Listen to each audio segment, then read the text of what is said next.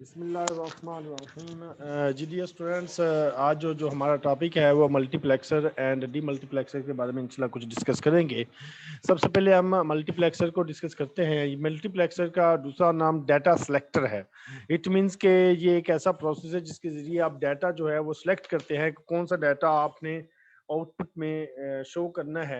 वो कुछ मैकेनिज्म है, उसको हम डिस्कस करेंगे आज।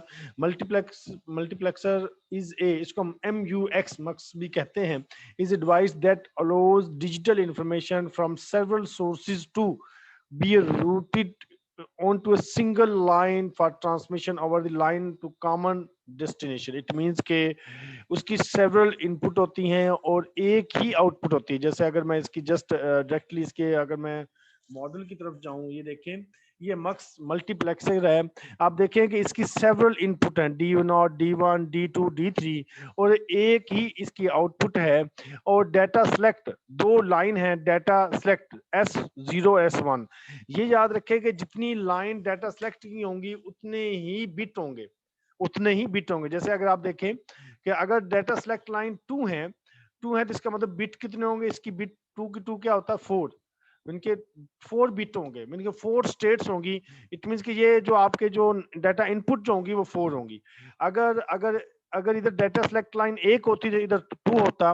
मैंने कहा अगर data select line just S0 होती तो इधर जस्ट D0 और D1 होता। S0 S1 है तो D0 D1 D2 D3 है। तो ये इस लिहाज से इसमें है। तो इसमें 4 डाटा सिलेक्टर हैं और एक आउटपुट है। तो ये इसमें मेन है कि वो डिपेंड करता है कि वो कितनी इनपुट और कितनी आउटपुट है। आउटपुट तो एक ही होगी, इनपुट जो है और डाटा सेलेक्ट लाइन पर डिपेंड करती है। जितनी डाटा सेलेक्ट लाइन होंगी उसकी 2 की पावर कर देंगे कि आपकी अगर डाटा सेलेक्ट लाइन 2 है तो 2 की पावर 2 आ जाएगा, तो ये 4 हो जाएगा। अगर डाटा सेलेक्ट लाइन 3 है तो 8 आ जाएगा। अगर डाटा सेलेक्ट लाइन 4 है तो 16 आ जाएगा। तो इस लिहाज से इसका ये चेंज होता रहेगा इसकी वैल्यूज। तो अब इसमें यही है कि डाटा सेलेक्ट लाइन डिफाइन करेगा कि कौन सा डाटा आउटपुट में अपीयर होगा। देखिए, अगर ये S0 S22 हैं तो अब इसके पेयर्स अगर बनाते जाएं, अगर टेबल आपको याद हो, टू सेलेक्ट लाइंस है तो इसका मतलब इसकी 4 स्टेट्स कौन कौन सी होंगी। यहाँ देखिए 00 01 10 11। ठीक है, अगर 2 सेलेक्ट लाइन है तो इसकी स्टेट ये होंगी। ठीक है, अगर फर्ज किया आप सेलेक्ट लाइन में डाटा अगर आपका आता है 01, सपोज करता हूं, अब 01 अगर है, 01 के लिहाज से आउटपुट में क्या आएगा आपको पता है। 01 इक्वल टू, अगर आप देखें कि ये 0 है, ये 1 है, ये 2 है, ये 3 है, 01 के लिहाज से ये 1 है, तो 1 वाला डाटा आउटपुट में आएगा। ये 1 है ना, तो 1 वाला डाटा इट मींस के आउटपुट में D1 आ जाएगा। अगर इधर डाटा 00 है तो आउटपुट में D0 आ जाएगा। ठीक है, अगर डाटा इस लिहाज से जो भी चेंज होगा वो 1 बाय 1 जो है आउटपुट में शो होगा। और ये शो कब होगा, ये depend on data select line.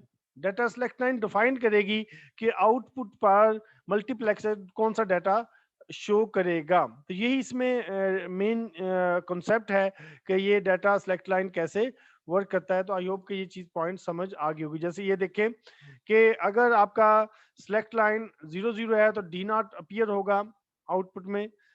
अगर 01 है तो D1, 10 है तो D2 और 11 है तो D3 आउटपुट में अपीयर होगा।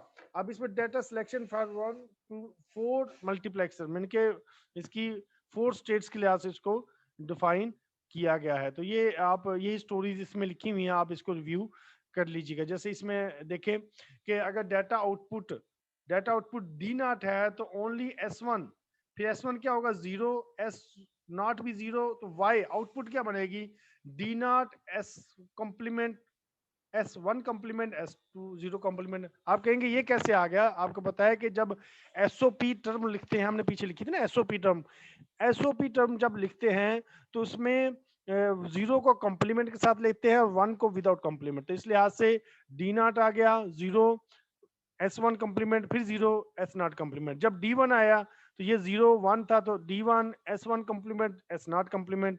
D2 के लिए ये आ जाएगी और D3 के लिए ये आएगी। अब पूरी एक्सप्रेशन अगर बनेगी तो Y आउट क्या बनेगा, तो ये इसका सम का ये एसओपी एक्सप्रेशन बन जाएगी, जिसको हम एसओपी एक्सप्रेशन भी कह सकते हैं। सम ऑफ प्रोडक्ट में इसको एक फॉर्म में लिख दिया। अब इसको आप इंप्लीमेंट भी कर सकते हैं। अब देखें, ये एंड है, ये भी एंड है, ये भी एंड है, ये भी एंड है, और इनके दरमियान क्या और है। तो अब इसकी बेसिक इंप्लीमेंटेशन भी आप कर सकते हैं यूजिंग एंड और गेट। जैसे ये देखिए, ये प्रॉपरली एंड और और गेट की मदद से आपने सर्किट को डिजाइन किया। इसको कहते हैं 4 इनपुट मल्टीप्लेक्सर। 4 इनपुट मल्टीप्लेक्सर है, तो इसको हम 4 इनपुट मल्टीप्लेक्सर का नाम देते हैं। तो इसका मतलब यूं भी लिख सकते हैं 4:1। बाज का यू एम यू एक्स और 4:1 लिखा था। 4:1 का मतलब यह है कि 4 इनपुट हैं और एक आउटपुट है। तो ये इसका मीनिंग होता है। तो ये भी आपने इस चीज को समझ लेना है। तो अब ये भी देखिए, उसने एग्जाम्पल के जरिए बताने की कोशिश की है। देखिए, ये डाटा आपको दिया है D0, D1, D2, D3 और S0 सेलेक्टर, S1 सेलेक्टर। देखिए, जब 0 0 है तो आपका D0 आना है। D0 क्या है? लो। ठीक है। जब 1 0 है, 1 0 पर क्या आना चाहिए? 1 0 पर आता है जो आएगा 1 1 एग्जैक्टली। तो D1 आएगा। D1 पर क्या है? हाई है। ठीक है। D2 पर फिर हाई है, ये देखा। D2 पर, सॉरी, D2 पर लो है। D3 फिर लो है। तो इस तरह ये डाटा आगे मेंशन किया गया है कि कहाँ लो, कहाँ हाई। तो आई होप कि ये बहुत इजी समझना है। तो आप इजीली डाटा सेलेक्ट के मुताबिक ये वेवफॉर्म खुद से डिजाइन कर सकते हैं, ये मुश्किल नहीं है। आगे ये टॉपिक करने की जरूरत नहीं है प्रोग्रामिंग के लिहाज से। ये जस्ट इतना सा छोटा सा टॉपिक था कि मल्टीप्लेक्सर क्या होता है। ये मैं अभी एग्जाम करवा रहा हूँ। इसको हम प्रोग्रामिंग के लिहाज से हमारे पास अवेलेबिलिटी नहीं है, तो इसको हम अभी नहीं कर रहे। हम अब मूव करते हैं। अब इसकी एप्लीकेशन देख लेते हैं। Just application orally 7 segment display multiplexer, जैसे ये एक इसकी एप्लीकेशन है। ठीक है। इसको ये उसने सर्किट है, लेकिन जस्ट आप इसको अंडरस्टैंड करें, इसको समझने की जरूरत है। इसको एज ए प्रैक्टिस जरूरत नहीं है। इस तरह लॉजिक फंक्शन जनरेटर भी इसकी एक एप्लीकेशन है। तो एप्लीकेशन का नाम आपको मेमोराइज होने चाहिए। इसी तरह कह रहे कि implement the logic function specified this table. ये आईसी के लिहाज से कह रहे कि इसकी आपने क्या बनाना है? लॉजिक फंक्शन बनाना है और उसको इम्प्लीमेंट करना है। जैसे ऊपर भी 2 इनपुट कितनी इधर 3 है, उधर इनपुट कितनी थी? 4 थी। तो इसका लॉजिक फंक्शन बनाएंगे। लॉजिक फंक्शन कैसे बनाएंगे? जैसे ये देखो, उसने डिफाइन किया है। ठीक है। तो ये डिफाइन करके उसने लॉजिक फंक्शन को बनाया। अब इसको आप खुद से कोशिश कीजिएगा, नहीं होगा तो नेक्स्ट क्लास में इंशाल्लाह मैं इसको समझाने की कोशिश करूंगा मजीद इसकी डिटेल से। तो जस्ट इसको रिव्यू करवा रहा हूँ कि आप इसको आपने एग्जाम्पल को देख लेना है। इस तरह ये भी इसकी है कि मजीद 4 इनपुट के लिए कैसे बनेगा। तो ये भी आप इसको एक दफ़ा रिव्यू कीजिएगा, अगर पॉसिबल हुआ तो फिर जिसके बाद में कर लेंगे। ये चेकअप भी देख लीजिएगा इसमें कौन सी है। जैसे ये देखे D0, D1, ये DVS, ये है व्हाट इज दी आउटपुट। इस तरह ये विषय आप इसको अभी आप छोड़ दें। तो आप इसको क्योंकि आईसीज के लिहाज से हम अभी नहीं कर रहे। अच्छा, नेक्स्ट पॉइंट, डी मल्टीप्लेक्सर्स। अभी हमने बात की कि मल्टीप्लेक्सर और डी। अब डी मल्टीप्लेक्सर जो है, ये मल्टीप्लेक्सर का रिवर्स है, उल्ट है। सिंपली क्या आप उसका उल्ट इसमें देखें कि नंबर ऑफ इनपुट थी और एक आउटपुट थी। अब इसका उल्ट क्या होगा? ये आउटपुट होगी और नंबर ऑफ, एक इनपुट होगी और नंबर ऑफ आउटपुट होंगी। जैसे ये देखें, अब क्या होगी इसमें? डाटा इनपुट जो है एक ही है, ठीक है, लेकिन आउटपुट जो है वो डिफरेंट है। मतलब कि एक से ज्यादा आउटपुट है। मतलब कि टोटली उसका रिवर्स जो है वो डी मल्टीप्लेक्सर कहलाता है। जैसे इसमें अगर इसको देखें, D multiplexer is basically reverse the multiplexing function. यानी कि जो मल्टीप्लेक्सिंग की है उसका रिवर्स जो करना, ये demultiplexer. It takes digital information from one line and distribute it to given number of output lines. मैंने एक लाइन से इंफॉर्मेशन लेता है और मल्टीपल लाइंस को ये इंफॉर्मेशन डिस्ट्रीब्यूट कर देता है। For this reason the demultiplexer is also known as data distributor. Multiplexer क्या था? डाटा सिलेक्टर था। और डीमल्टीप्लेक्सर क्या है? डाटा डिस्ट्रीब्यूटर है।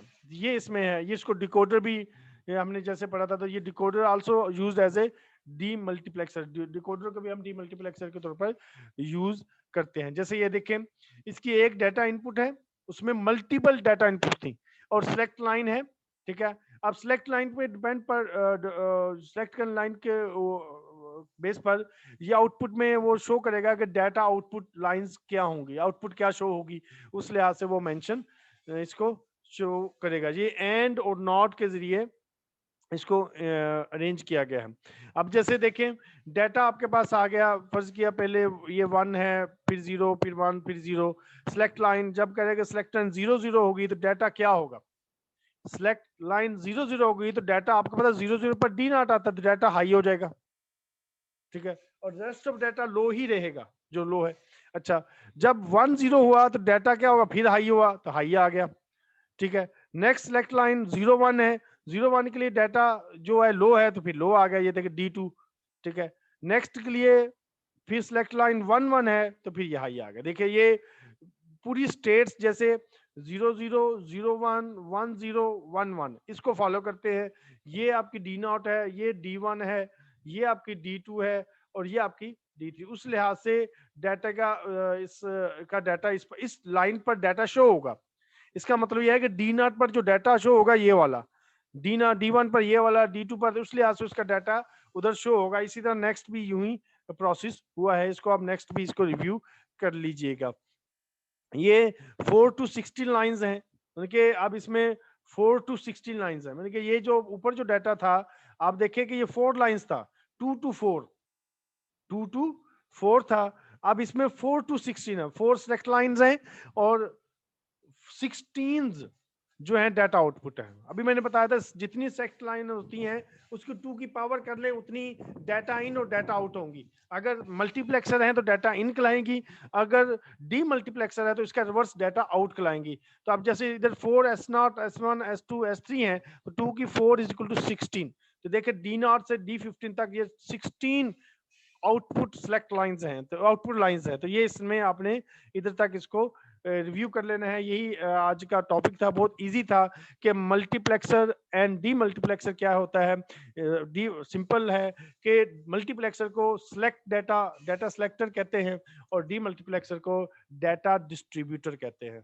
सो सिंपल कॉन्सेप्ट है। आई होप कि आपको ये चीज समझ आ गई होगी। अब आपके तरफ मूव करता हूँ, अगर कोई क्वेश्चन हो तो आप क्वेश्चन कीजिए। इंशाल्लाह I will try my best to answer your question.